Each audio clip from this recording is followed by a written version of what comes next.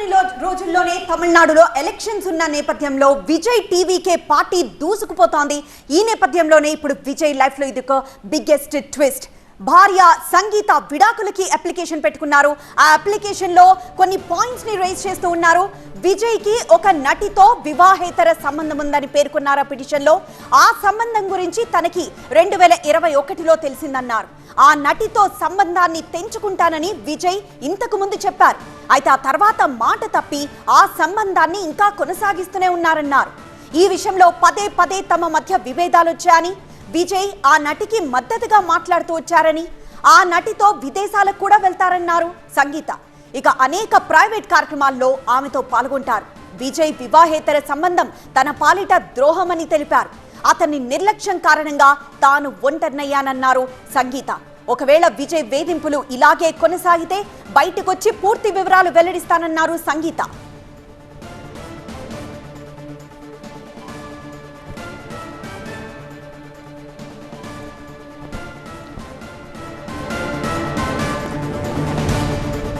విడాకుల అప్లికేషన్ లో సంగీత సుమారు 9 పాయింట్లని ప్రధానంగా చేర్చారు. ఆ పిటిషన్ కి సంబంధించిన ఆ పిటిషన్ పేపర్ ని కూడా టీవీ9 స్క్రీన్ మీద చూస్తున్నాం.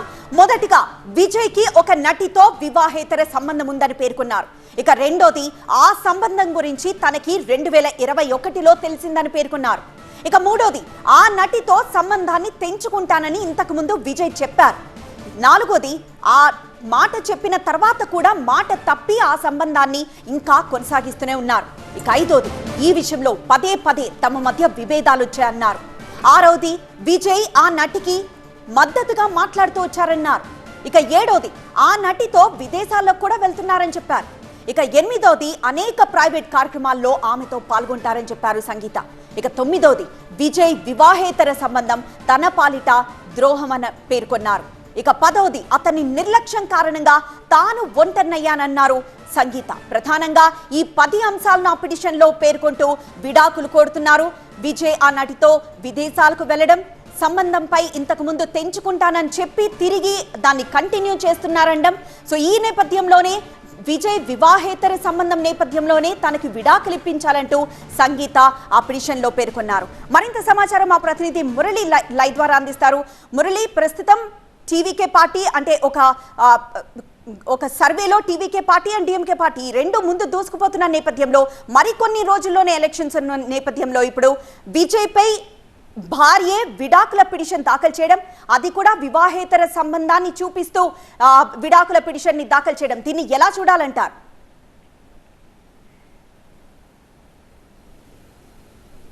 అంటే 5 ఏళ్లుగా మానసికంగా 5 ఏళ్ల నుంచే మేమిద్దరం కూడా విడిగా ఉంటున్నాం, మేమిద్దరం దూరంగా ఉంటున్నాం అన్నటువంటి విషయాన్ని ఈ విడాకుల నోటీసులలో తెలిపినటువంటి భార్య సంగీత 5 ఏళ్ల నుంచి కూడా నేను నరకం చూస్తున్నానని చెప్పారు.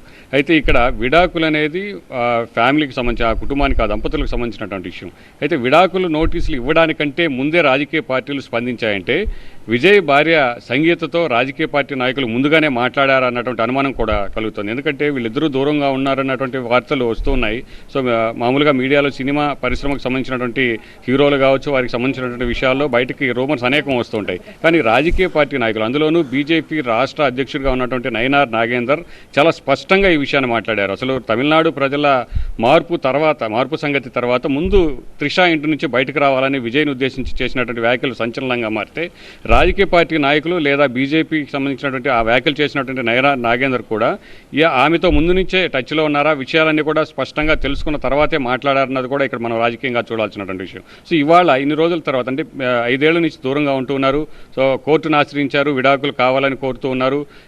విడాకులు కోరడానికి కూడా కారణం చాలా స్పష్టంగా చెబుతూ వచ్చారు. ఏదైతే సినీ నటితో అక్రమ సంబంధం కొనసాగిస్తున్నారు, గతంలో కూడా ఈ విషయాన్ని నేను నిలదీసినప్పుడు కూడా నేను దూరంగా ఉంటానని చెప్పి కూడా మళ్ళీ కూడా ఇదే అక్రమ సంబంధాన్ని కొనసాగిస్తున్నారని సంగీత చెప్పినటువంటి విషయాన్ని కూడా మనం చాలా స్పష్టంగా చూసాం. సో ఇలాంటి పరిస్థితుల్లో ఇది రాజకీయంగా విజయ్కు ఖచ్చితంగా కూడా ఒక గట్టి ఇబ్బందిని కలిగించేటువంటి అంశంగానే మనం చూడాలి. ఎన్నికల ముందు కేవలం రోజులు మాత్రమే సమయం ఉంది. 2 నెలల్లోనే ఎన్నికల ప్రక్రియ మొదలై ప్రభుత్వ ఏర్పాటుతో కలుపుకుంటే 2 నెలల్లోనే మొత్తం కూడా పూర్తి కావాల్సి ఉంది. సో ఇప్పుడిప్పుడే రాజకీయంగా ఆయన అడుగులు వేస్తూ ఉన్నారు.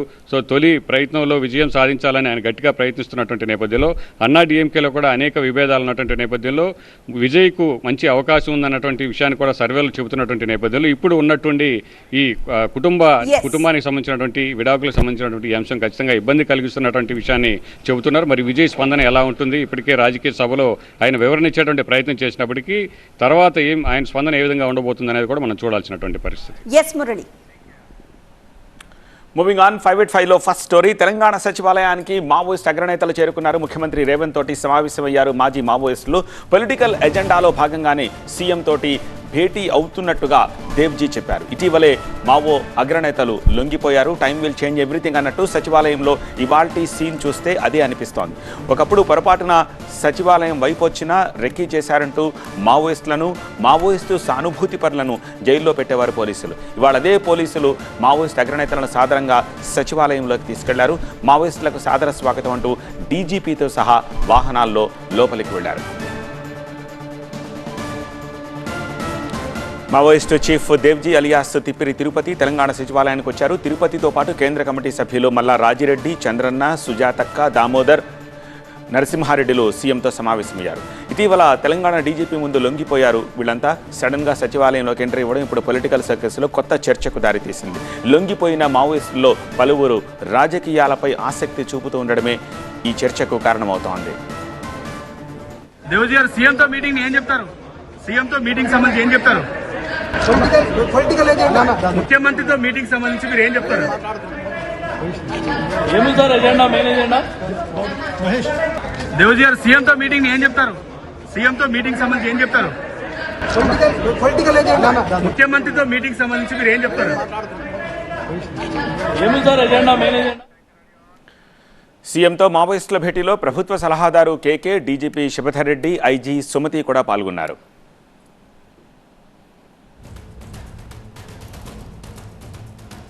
మరింత సమాచారం అందించేందుకు మా ప్రతినిధి విజయ్ ప్రస్తుతం మనకు లైవ్లో సిద్ధంగా ఉన్నారు. విజయ్, ముఖ్యమంత్రి రేవంత్ రెడ్డి తోటి ఈ మాజీ మావోయిస్టుల భేటీ ఆంతర్యం ఏమిటి? అంటే దాదాపుగా దేశవ్యాప్తంగా ఆపరేషన్ కగార్ మార్చ్ 31 ముగిస్తున్న వేళ తెలంగాణలో ఒక అడుగు దూరంలో తెలంగాణ రాష్ట్రం మావోయిస్ట్ రహిత రాష్ట్రంగా మారడానికి సిద్ధంగా ఉంది. ఇప్పటి వరకు లొంగిపోయినటువంటి అగ్రనేతలంతా కూడా ఈరోజు రాష్ట్ర ముఖ్యమంత్రి రేవంత్ రెడ్డితో భేటీ అయ్యారు. ముందుగా మొదటి నుంచి కూడా ఆయన లోపలికి వెళ్తున్న సమయంలో దేవుజీని అడిగిన సమయంలో కూడా ముఖ్యమంత్రితో ఏ ఎజెండాతో వెళ్తున్నారు అని అడిగిన సందర్భంలో కూడా ఆయన పొలిటికల్ ఎజెండాతోనే తాము వెళ్తున్నారన్న విషయం చెప్పారు. సో మావోయిస్ట్ పార్టీని తెలంగాణలో రిప్రజెంట్ చేసినటువంటి ముఖ్యులు ఈరోజు వెళ్ళిన 6 కూడా ఈ 6 కోర్ తెలంగాణ ప్రాంతానికి సంబంధించిన వాళ్ళు.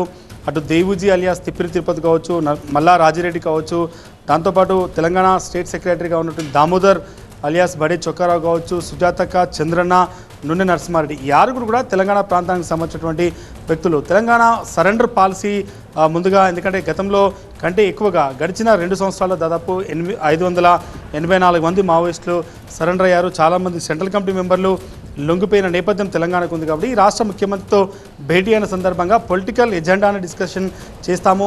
మొన్న డీజీపీ ప్రెస్ కాన్ఫరెన్స్లో కూడా ఆయన అదే విషయాన్ని చెప్పారు. ఖచ్చితంగా తాను పాలిటిక్స్లోకి వస్తానని చెప్తున్నటువంటి పరిస్థితి కూడా దేవుజీకి ఉంది. కాబట్టి ముఖ్యమంత్రితో భేటీలో కూడా ఇదే అంశాలైతే ప్రస్తుతానికి చర్చకు వచ్చా. ఇంకా మీటింగ్ కొనసాగుతుంది. మీటింగ్ అయిన తర్వాత సెక్రటరీలో బయటకు వచ్చి మావోయిస్ట్ అగ్రనేత అంతా కూడా మీడియాతో మాట్లాడే అవకాశం కనిపిస్తుంది. Right Vijay. Delhi liquor scam కేసుని కోర్టు కొట్టేయడంపై స్పందించారు కవిత. ఈ కేసు నుంచి కడిగిన ముత్యంలాగా బయటకు వచ్చారని తెలిపారు. కేసీఆర్ బీఆర్ఎస్ ని టార్గెట్ చేయడానికి ఈ కేసు పెట్టారంటూ విమర్శించారు. ఇదే విషయాన్ని కేసీఆర్ గతంలో చెప్పారని గుర్తు చేశారు. 5.5 నెలలు తనని జైల్లో పెట్టి కుటుంబానికి దూరం చేశారని, తనపై దుష్ప్రచారం చేసిన వాళ్ళు ఇప్పుడు ఏం సమాధానం చెప్తారంటూ ప్రశ్నించారు. బీఆర్ఎస్ ఓడిపోవడానికి లిక్కర్ కేసే కారణమని ప్రచారం చేశారన్నారు కవిత.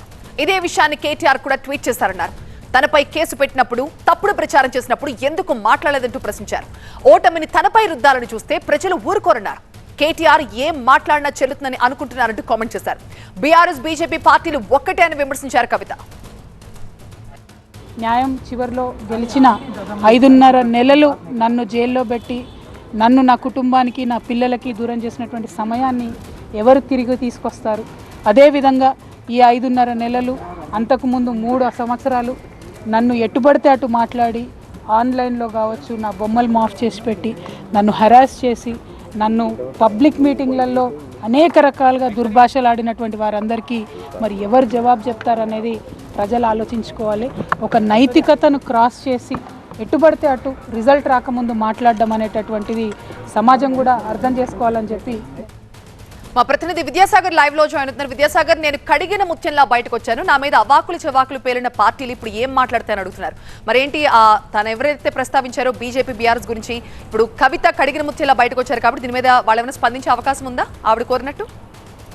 ఎస్, ఇప్పటికే ఈ లిక్కర్ కేసుకు సంబంధించి క్లీన్ చిట్ రావడం మీద బీజేపీ నేతలు స్పందించారు. అటు ఢిల్లీలో బీజేపీ పార్టీ జాతీయ ప్రధాన కార్యదర్శి కావచ్చు, ఇక్కడ రాష్ట్ర స్థాయిలో బీజేపీ చీఫ్ రామచంద్రరావుతో పాటు ఎంపీ ధర్మపురి అరవింద్ సహా పలువురు స్పందించినటువంటి పరిస్థితి కనిపిస్తుంది. ఎందుకంటే ఇక్కడ పూర్తిగా ప్రస్తుతము ఏదైతే రౌజోన్ని కోర్టులో ఇచ్చినటువంటి డిశ్చార్జ్ చేయడం, వీళ్ళ పేర్లు 23 మంది మీద కూడా కేసులను కొట్టివేయడం ఏదైతే ఉందో అది కొంత టెక్నికల్ ఎవిడెన్స్ను అడ్మిట్ చేయడంలో సిబిఐ విఫలమైనందున మాత్రమే ఒక లీగల్ ప్రొసీజర్లో ఒక చిన్న పాజ్ అని చెప్పాలి. అంత మాత్రాన వీరందరినీ కూడా నిర్దోషులుగా చూడలేమంటూ బీజేపీ స్పందించింది. అయితే చట్టం తన పని తాను చేసుకుపోతుంది కాబట్టి డెఫినెట్గా ఆ సిబిఐ తనకున్నటువంటి లీగల్ ఆప్షన్స్లో హైకోర్టులో అప్పీల్ చేయడం ఇలాంటి ఆప్షన్స్ను వెతికి చూస్తుంది కాబట్టి డెఫినెట్గా దీంట్లో లీగల్ ప్రొసీజర్లో ఉంది కాబట్టి ప్రస్తుతం జోక్యం చేసుకోలేము. కానీ అంత మాత్రాన వారు నిర్దోషులు అయితే పూర్తిగా నమ్మలేమంటూ బీజేపీ స్పందించింది. దాంతోపాటు గతంలో తాము చేసినటువంటి ఆరోపణలు ఏవైతే ఉన్నాయో లిక్కర్ కేసులో వీరంతా కూడా అక్రమాలకు పాల్పడ్డారన్న దాని మీద కట్టుబడి ఉన్నామంటూ కూడా బీజేపీ ఎంపీ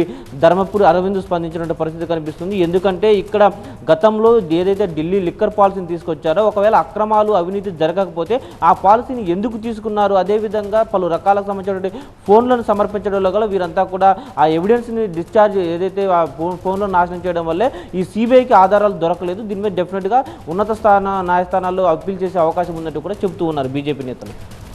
రైట్. ఇక ఢిల్లీ లిక్కర్ స్కామ్ లో మాజీ సీఎం కేజ్రీవాల్ తో సహా ఆప్ నేతలకి భారీ ఊరట లభించింది. రౌస్ అవెన్యూ కోర్టు సంచలన తీర్పు వెల్లడించింది. దర్యాప్తు జరిగిన తీరు సరిగా లేదు, నిందితులపై అభియోగాలు నమోదు చేసేందుకు వీల్లేదంటూ తేల్చి చెప్పింది rows avenue court. Delhi liquor పాలసీకి సంబంధించి సిబిఐ కేసులో నిందితులకి బిగ్ రిలీఫ్ లభించింది. 23 మందికి పూర్తి ఊరట కల్పించింది రౌస్ అవెన్యూ కోర్టు. అయితే రౌస్ అవెన్యూ కోర్టు తీర్పుపై ఢిల్లీ హైకోర్టులో అప్పీల్కి వెళ్లింది సిబిఐ.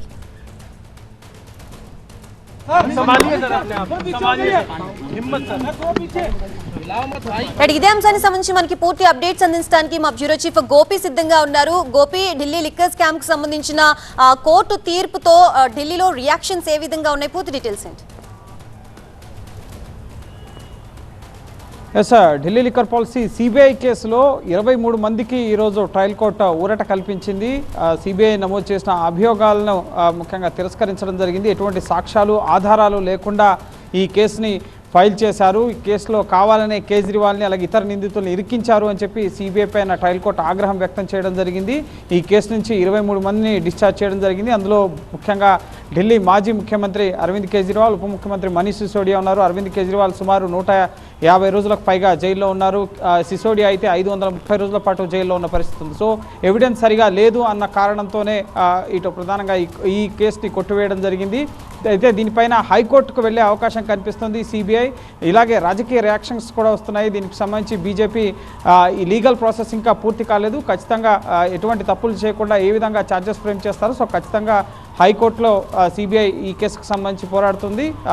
ఎవిడెన్స్ డిస్ట్రాయ్ చేశారు కాబట్టి, ఆధారాలు లేకుండా చేశారు కాబట్టి ట్రయల్ కోర్టు వీరికి ఊరట కల్పించింది అని చెప్పి బీజేపీ నేతలు స్పందిస్తున్నారు. కానీ ఇంకా లీగల్ బ్యాటిల్, లీగల్ ప్రాసెస్ అనేది పై కోర్టులో కొనసాగే అవకాశం కనిపిస్తోంది. Right, thank you Gopi. Laddu కల్తీ అంశంపై ఏపీ శాసనమండలిలో ఇవాళ కూడా హైడ్రామా కొనసాగింది. ఉదయం సభ మొదలైన వెంటనే వైసీపీ ఇచ్చిన వాయిదా తీర్మానాన్ని చైర్మన్ కొయ్యే మోషన్ రాజు తిరస్కరించారు. లడ్డూపై చర్చ జరపాలని కోరుతూ వైసీపీ సభ్యులు చైర్మన్ పోడియం ఎదుట కింద కూర్చొని నిరసన తెలిపారు. చర్చ జరిపే వరకు నిరసన ఆగదని నినాదాలు చేశారు కూడా. వైసీపీ తీరును అధికార పక్షం తప్పుపట్టింది. లడ్డూపై చర్చకు ప్రభుత్వం సిద్ధంగా ఉందని, ఎన్ని రోజులైనా చర్చకు తాము రెడీగా ఉన్నామని తెలిపారు మంత్రి అచ్చెన్నాయుడు. పూర్తి అప్డేట్స్ అందించడానికి మా అసోసియేట్ ఎడిటర్ ఈశ్వర్ లైవ్ లో సిద్ధంగా ఉన్నారు. ఈశ్వర్, ఓవైపు లడ్డు కల్తీ అంశం, మరోవైపు లెటర్, ఈ చర్చ కాస్త రచ్చకు దారితీసిందా? రాజకీయాలన్నీ కూడా ఈ రెండు అంశాలపైన ఆగిపోయాయా అన్నట్టుగా ఉంది పరిస్థితి. దీనికి సంబంధించి అప్డేట్స్ ఏంటి? ఆగిపోయింది ఈ రెండు అంశాల చుట్టూ కాదు, ఆగిపోయింది కల్తీ జరిగిందని ఒప్పుకోవాలని అధికార పార్టీ అంటుంటే, కల్తీ కంటే ముందు ఇందాపూర్ హెరిటేజ్కి మధ్య ఉన్న లింకులు, అలాగే ఇందాపూర్కి నెయ్యి కాంట్రాక్ట్ ఇవ్వడానికే అవినీతి ఆరోపణలు, కల్తీ ఆరోపణలు తెచ్చి ధరలు పెంచి ఇచ్చారు. ఇది ఆర్థిక లావాదేవీల వ్యవహారం, అవినీతి వ్యవహారం కాదని చెప్పే ప్రయత్నాన్ని వైసీపీ చేస్తోంది. ఈ 2 అంశాలు సభని దాదాపుగా 10 రోజులుగా కుదిపేస్తున్నాయి. వెంకటేశ్వర స్వామి వేదికగా గత 10 రోజులుగా జరుగుతున్న డ్రామా ఈరోజు కూడా కొనసాగింది. ప్రధానంగా తాజాగా జరుగుతున్న వివాదం ఎవరు ముందు మాట్లాడాలి, ఆ చర్చకి సంబంధించిన మొదటి చర్చకే ఒప్పుకోలేదు. ఆ తర్వాత చర్చకి ఈ 2 పార్టీలు అంగీకరించాయి, చర్చ జరగాలని అనుకున్నాయి. కానీ చర్చ ప్రారంభం ఎవరు చేయాలన్న దాని మీద పెద్ద ఎత్తున యుద్ధం జరుగుతోంది.